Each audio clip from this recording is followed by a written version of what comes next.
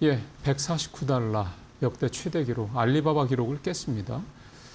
그 다음에 레버리지 비중까지 하면 삼성전자 하이닉스가 차지하고 있는 관련된 뭐 ETF까지 하면 83%. 야, 이건 진짜 역대 어느 시장에서도 유례를 찾아보기 힘든 그런 쏠림입니다. 외국인 삼전 닉스 매도하고 소부장을 매수했다. 그다음에 미국의 베인캐피탈이죠. 여기서 키옥시아 여기가 원래 대주주였는데 지분을 전량 매각을 했다. 그래서 이게 또 뭐 미리 좀 안 좋을 거라고 이게 꺾일 거라고 본 거 아니냐 뭐 등등등 얘기가 있는데 뭐 베인캐피탈은 뭐 그렇지는 않다고 하는데 자세히 이따가 위원님 얘기 좀 들어보죠. 오늘 플로어에서 해주실 이슈는 미국 견제에도 중국의 반도체 자립이 가속화되고 있다. 예, 이렇게 준비가 되셨고요. 첫 번째부터 가보겠습니다. 네, 아주 성공적으로 잘 순항을 좀 하고 있습니다. 네. 원래 이제 정확한 용어는 이제 ADR이 상장된다라는 표현은 사실 잘못된 표현이고 ADS가 이제 상장된다라는 표현이 맞는 표현이긴 한데 그 얘기 나오대요. 이게 뭔 얘기예요? 네, 이제 ADR은 이제 프로그램을 얘기를 하는 거고 주식은 일단 ADS거든요. 그 S가 스탁을 얘기하는 거예요? 스탁은 아니고 이제 쉐어라고 쉐어? 네, 표현을 하는데 정확한 용어는 이제 ADS라는 표현이 맞긴 한데 뭐 보통적으로 이제 ADR이라고 쓰니까 이게 이제 149달러가 지금 왜 이제 시장에서 이슈가 되고 있냐면 7월 6일, 7일, 8일 이제 하이닉스 종가를 더해서 3으로 나눈 평균값을 원래 토대로 이제 이게 공모가가 결정이 돼야지 맞는 건데 그게 한 144달러 정도 되거든요. 근데 이게 이제 149달러 좀 높게 책정이 돼서 하이닉스 입장에서는 뭐 이것만으로도 사실 상당히 많은 금액이 더 조달을 할 수 있는 부분이고 일단 여러분들 다 알고 계시겠습니다만 이제 하이닉스 본주 10분의 1로 이제 상장을 하기 때문에 말씀하신 대로 앵커께서 이제 외국 기업 사상 최대 이제 알리바바도 제끼고 여러 가지 부분에서 오늘 분위기도 상당히 뭐 출발이 좋은 것 같습니다. 네. 예. 엊그제 UBS에서 ADR 상장하면 ADR 사고 본주 팔아라 뭐 그런 리포트가 있어서 좀 시장에서 좀 불편해했던 부담스러워했던 모습도 있었는데 어제 장에서 보면은 물론 상승폭이 조금 줄긴 했습니다. 다시 또 시간의 거래에서는 9%인가요? 하여간 또 두 자릿수 가까이 또 상승하더라고요. 어쨌든 어제 기점으로 UBS 리포트 관련된 내용도 좀 국내 시장에서는 소화가 좀 된 게 아니냐 생각이 좀 됩니다. 자, 두 번째. 쏠림 얘기 우리 참 많이 해왔는데, 이게 거래가 저렇게까지 찾아하고 있구나라고는 상상을 못 했네요. 네. 저도 이걸 보고 사실 이 정도까지인지는 저도 가늠을 좀 못했었는데, 단일 종목 레버리지 상장 전에 삼성전자 하이닉스의 전체 거래 대금에서 차지하는 비중이 51%였었는데 이제는 그 30%였었죠. 이제 단일 레버리지 상장 전에는 30%였었는데 레버리지 상장하고 나서 삼성전자 하이닉스 이제 본주만 갖고도 50%가 넘었고 여기다 16종의 단일 종목 레버리지를 레버리지 인버스 합쳐서 전부 더하면은 전체 거래 대금에서 차지하는 비중이 이제 83%까지 이제 차지를 한다라는 분석이 있었는데요. 정확히 말씀드리면 여기서 이제 ETF를 제외를 한 거기 때문에 ETF까지 포함하고 코스닥까지 포함하면 조금 낮아지긴 합니다만 그래도 이게 사실 엄청난 부분이기 때문에 시장이 걸핏하면 사이드카가 걸리는 이유가 바로 설명이 되는 부분이라고 이제 보시면 될 것 같습니다. 예. 근데 그렇다 해서 단일 종목 레버리지 ETF를 없앨 수는 없잖아요. 없애면은 순간적으로 매도가 또 엄청 나올 수가 네. 있습니다. 그러니까 그거 다 팔 거 아니에요. 네, 네. 맞습니다. 네. 방법이 뭘까요? 상장 폐지는 거의 불가능할 것 같고 그 방법은 어쨌든 뭐 그 매물이 한꺼번에 쏟아지는 것도 그것도 그렇고 네. 좀 그렇잖아요. 이게 조금 약간 결과론적인 얘기인데 삼성전자 하이닉스가 큰 조정 없이 계속 갔으면 사실 이 레버리지 상품에 대한 어떤 이런 부분들이 시장에서 이슈가 저는 안 됐을 것 같습니다. 이제 네. 이게 너무 크게 흔들리다 보니까 네. 대만이요. 대만 거래소가요. 우리는 한국의 사례를 참고해서 단일 종목 레버리지 안 만들 거예요. 그 얘기 하더라고요. 거기는 이제 TSMC만 50% 한 종목이 이제 50% 전후가 되니까. 근데 잘 이겨낼 수 있을 거라고 뭐 길게 보면요. 예, 지금 당장은 뭐 충격 분명히 있습니다. 그리고 또 공교롭게도 지금 사실은 뭐 좋은 섹터도 참 많은데 네. 사실 삼성전자 하이닉스만큼 투자자분들 누구가 됐든 그러니까 뭐 굉장히 지식이 풍부한 분이나 아니면 그냥 지금 당장 뭐 처음으로 주식계좌 연 분이나 삼성전자 하이닉스만큼 확신을 줄 수 있는 현재 종목은 또 없잖아요. 떨어질 때마다 매력이 더 늘어나는 예. 그런 종목이죠. 사실 그런 것도 좀 겹쳐서 더 크게 이런 상황이 나타났다. 이렇게 좀 봐야 될 것 같습니다. 뭐 미국의 사례 뭐 거기는 뭐 다 합쳐봤자 뭐 10몇 % 이런 얘기하는데 그렇게 직접 비교할 수 있는 시장은 아니죠. 산업 구조도 그렇고 기업들의 수준도 그렇고. 네, 세 번째 가보겠습니다. 외국인들이 삼성전자 하이닉스를 매도하고 소부장을 매수했다 얘기인데 종목이 뭐 나옵니까? 뭐 했는지? 네. 일단 매도는 가장 많이 판 게 이제 삼성전자, 하이닉스, 이제 하이닉스 같이 SK스퀘어, KB금융, 이수페타시스를 최근에 가장 많이 팔았고요. 매수한 종목은 이제 순위대로 말씀을 드리면 LG 이노텍, 그다음에 LG 이노텍? 네, DB하이텍, 리노공업, ISC, 이제 테스트 소켓 쪽을 좀 많이 샀고요. 한미반도체도 이제 거의 50% 하락을 했기 때문에 한미반도체를 5번째를 많이 샀는데 중요한 것은 이게 이제 뭐 삼성전자 하이닉스를 팔고 반도체 소부장을 산다라는 게 이제 성립이 되려면 파는 금액 대비 사는 금액이 어느 정도 이게 비율이 맞아야 되는데 파는 것은 만약에 100을 팔았다라고 하면 지금 이제 산 종목 5위까지 보면 10분의 1도 안 되거든요. 사실 매도 금액 대비 매수 금액이 사실 그러면 네. 얼마 안 샀어요. 네. 네. 근데 이런 이제 외국인들의 삼성전자 하이닉스에 대한 매도가 지난번과는 성격이 다르다.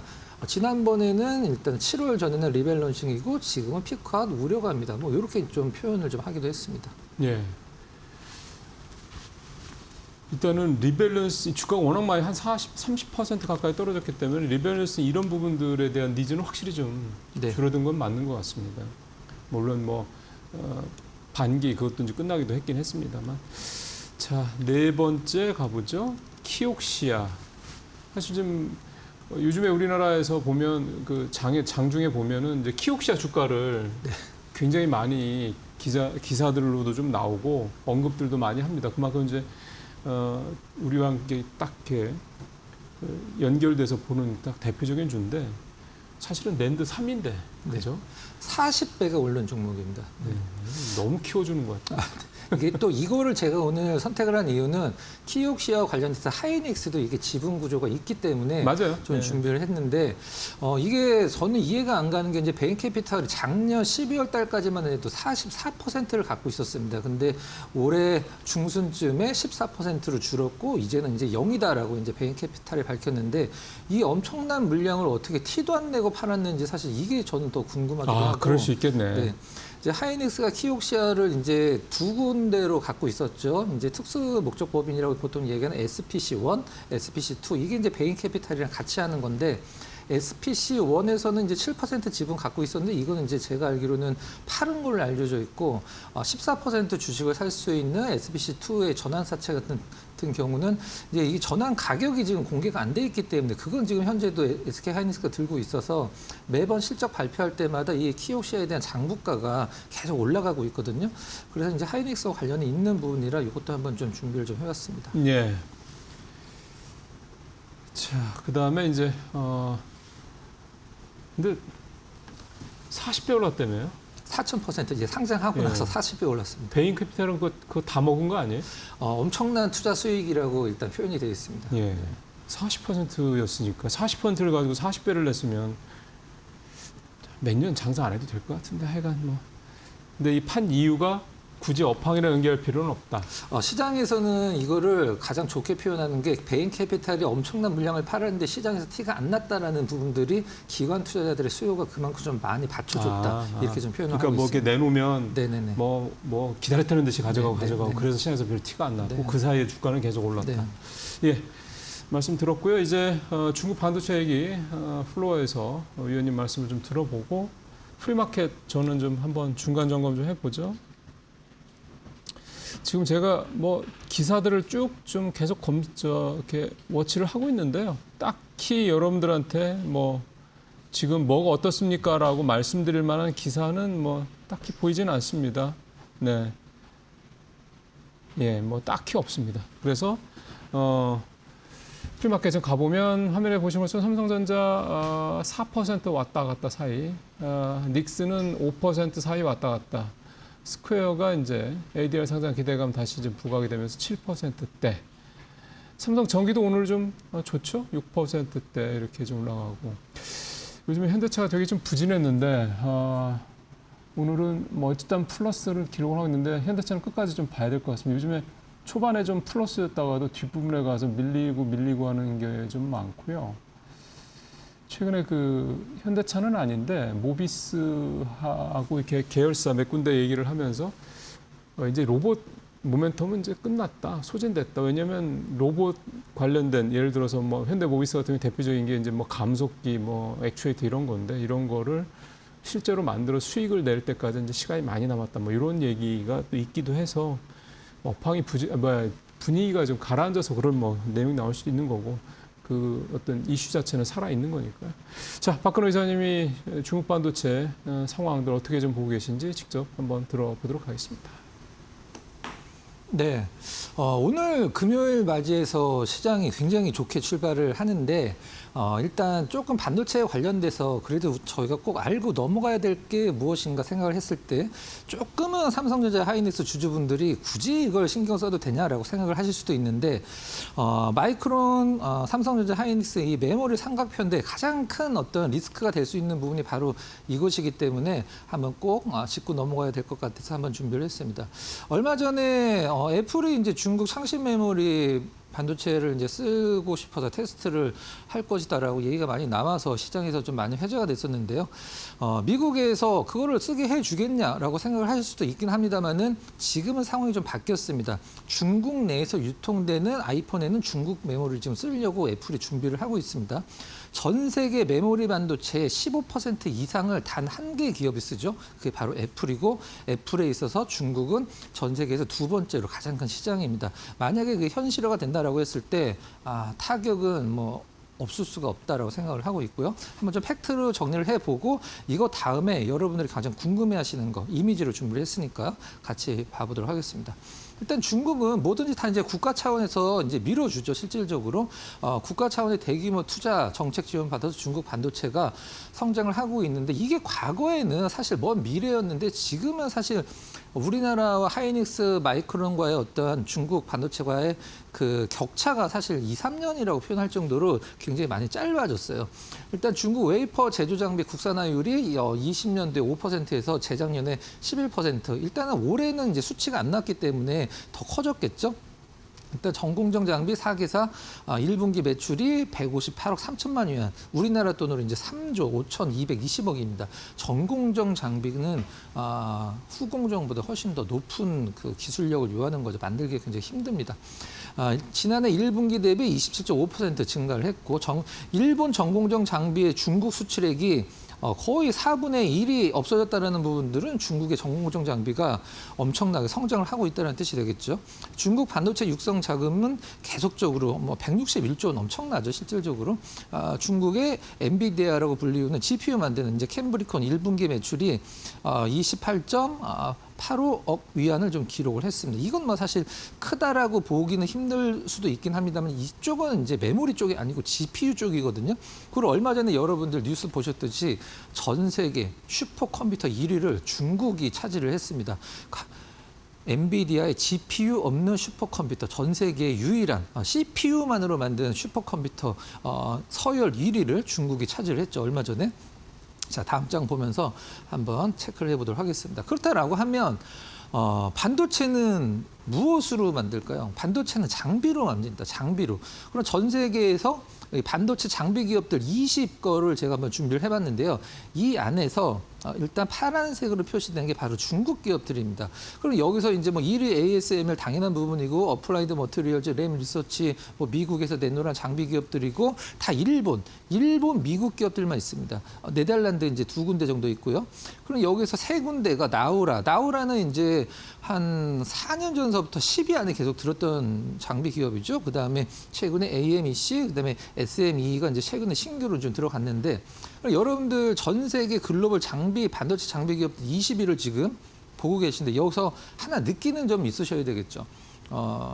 어떤 걸 느끼시는지 뭐 개별적으로 다 다를 수 있긴 합니다만은 우리나라 기업은 없습니다. 지금 현재 전 세계 반도체 22 기업 중에 중국 기업이 3개나 들어가 있고 나머지는 다 일본, 미국 기업들이 차지를 하고 있는데 우리나라 기업은 없고 아쉽게도 우리나라의 CMS나 이제 삼성의 CMS나 원익 IPS 같은 경우는 과거에 한 10위권에서 중간 10위 중간 한 15위 내외 정도 했었었는데 이제 탈락이 됐고 다 중국 기업들이 지금 차지를 하고 있는 상황이에요. 그러면 여기서 여러분들은 중국 기업들 반도체 장비주들이 이렇게 세계적으로 성장을 하고 있구나. 그럼 나 이 기업에 투자를 좀 하고 싶은데 중국 주식 사는 거 굉장히 어려운데 다른 방법 없을까?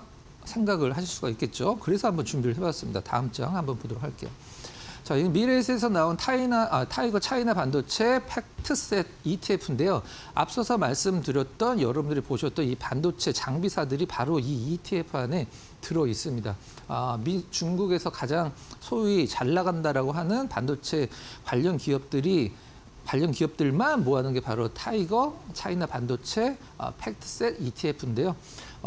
HTS에서 어떻게 찾으시냐면 그냥 차이나 반도체라고 치시면 나올 거예요. 몇 개 없기 때문에. 자, 최근의 흐름 보면 고점에서 약간 밀려있긴 합니다만 어제 흐름만 보더라도 8%가 올라갈 정도로 상당히 좋은 퍼포먼스를 좀 보여주고 있는 상황이죠.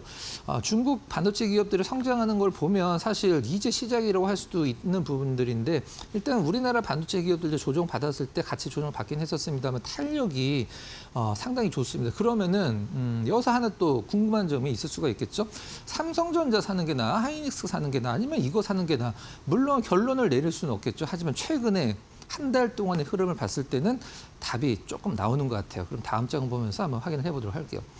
자, 앞서서 봤던 타이거 차이나 반도체 팩트셋 ETF 초록색이고요. 하이닉스가 빨간색, 삼성전자 전통의 파란색을 보여주고 있는데 최근에 한 달 동안의 주가만 비교를 했습니다. 1년 동안 주가를 비교하면 뭐 하이닉스가 압도적으로 높은 수익률을 기록하고 있지만 최근에 우리나라 반도체 기업들 메모리 투탑이 흔들리고 있는 상황에서 한 달 동안의 타이거 차이나 반도체는 35% 수익이 났죠. 하이닉스는 한 달 동안에 6.7%입니다. 한 달 동안 갖고 있었다라고 하면 삼성전자는 무려 8% 마이너스입니다.